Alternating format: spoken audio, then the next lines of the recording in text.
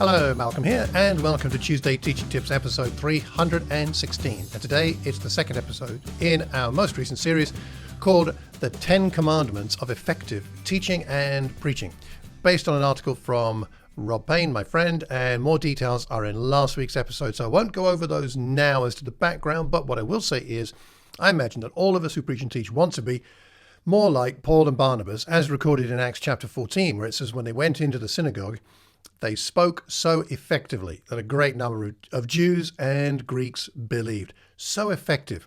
You and I can teach what's accurate, but is it being effective? And that's what this series is really all about, helping us with our effectiveness. Today we're looking at the first commandment. It is this: know thy content, backward and forward, for your students' respect and attention begins here. Students are pretty good, aren't they, at detecting whether we really know what we're talking about? Knowing our content, so important. But before we go on to some practicals I have for us, it's important to grasp 2 points. I'd say firstly this: mastering your content is not the same as mastering a topic. The content is what you've got in your lesson. The topic could be massive. You'll never have it all in one lesson, and you'll never have it all in your own mind and heart. The reality is that none of us ever know everything it is possible to know about a subject, whether it's a passage of scripture or a theme of scripture or a doctrine. There's always more to learn. However, although you can't learn everything about a topic, you can master the content of your lesson. And that's what we're talking about here today, a slightly narrower point. Now, what is content, by the way? Let's just discuss this also. I would suggest this: that content of a lesson is a combination of what you want your listeners to interact with. In other words, the facts, the information you feel will be helpful to them and to which you hope they will react. And also the material that you hope will aid their interaction with that information. So things like illustrations, stories, visuals, all that kind of thing. Just as a brief example, I'm studying Acts chapter 2 right now for a sermon next Sunday for the North region of the London International Church of Christ, and I'm very excited about it. And as I'm looking in Acts chapter 2, I see that Peter does this. Peter's speech causes his listeners to interact with the facts of the death and resurrection of Jesus. They come to an understanding of the implication of those facts. You crucified him. And they are then spurred to take action. 3,000 are baptized that day. Now, and Peter uses a combination of ways to get that across. He uses Old Testament prophecy from the book of Joel. He talks about King David. He talks about he appeals to their own experience of things they already know about Jesus and what they're seeing there that actual day with the Spirit having come upon the apostles. He uses personal testimony in verse 32, and he talks about promises, motivating them with promises. Verses 38 and 39, it says he warns them and he pleads with them in verse 40.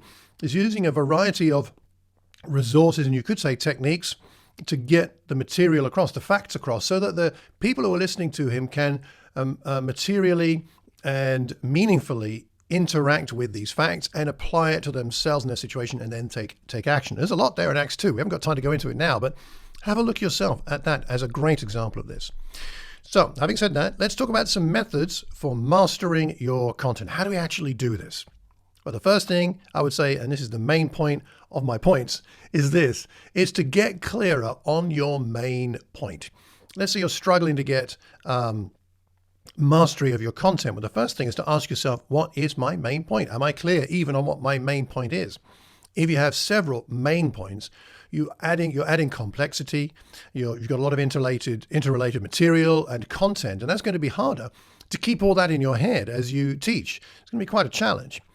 Extra material might be useful, but maybe that should be on a handout, and you are more narrow in what you're trying to do with your main point in any particular lesson.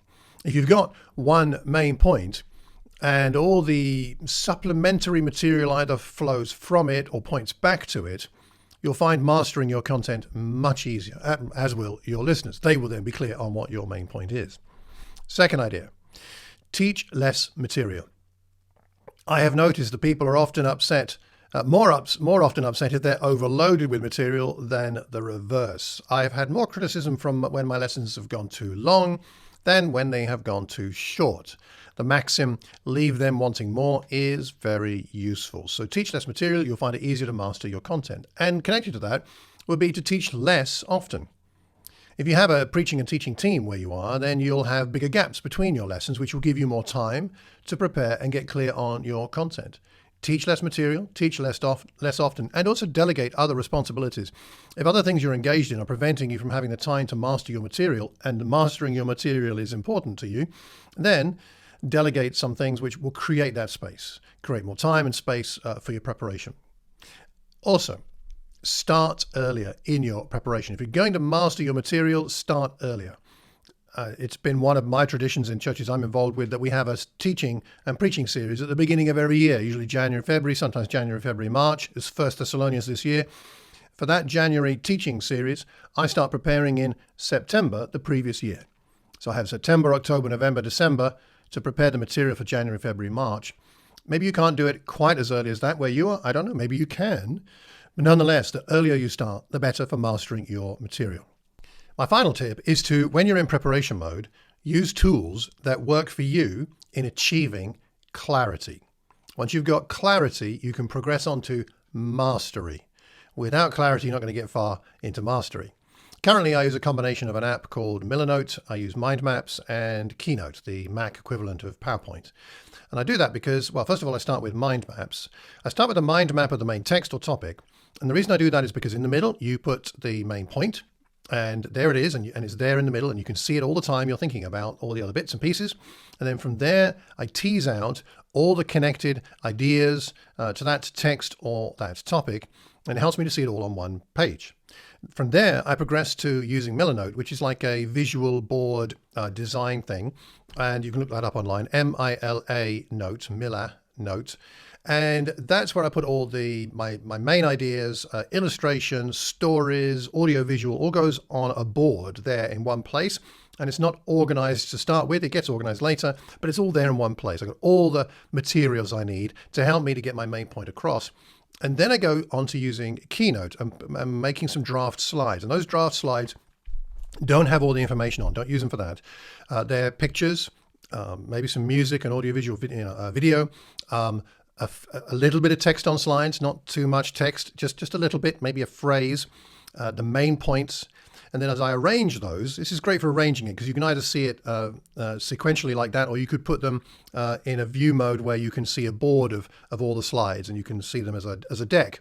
And that helps me to see whether the flow makes sense. I've got point 1, point 2, point 3. Does that flow? And under point 1, I've got this idea and this idea, or this picture and this picture, or this illustration or this story. Does it actually help make this clearer? And as I see it, it also helps me to master it because I'm seeing something visual there, and I can tell really whether I have mastered the material, at least adequately, because it'll make sense or it won't make sense. That's what I'm doing at the moment. I have changed my approach many times over the years. I dare say I will change it again. The point is not the exact way we do it, but that we've deliberately chosen a method using apps or whatever we need to help us to get that clarity that will then lead to the mastery. So I wonder what you think of all these ideas here. We've talked about getting clearer on our main point, teaching less material, teaching less often. We've talked about delegating other responsibilities, starting earlier, and using the apps and the methods that help us to achieve that clarity to lead us on to mastery. What do you think about these ideas? What do you think about these methods? What's missing? What would you add? And which ones interest you the most and are most useful to you?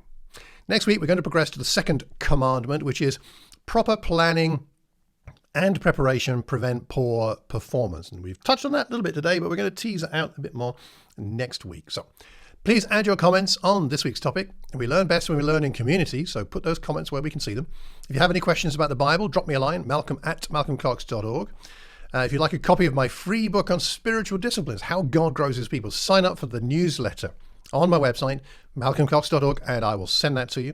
If you know anybody that might benefit, please pass the link on, subscribe, hit that notification bell, leave a review, why not? And I hope and pray, till the next time we look again at another commandment, that you'll find your effectiveness of your teaching and preaching continuing to mature and grow. Till the next time, remember, keep calm and carry on teaching. Take care, and God bless.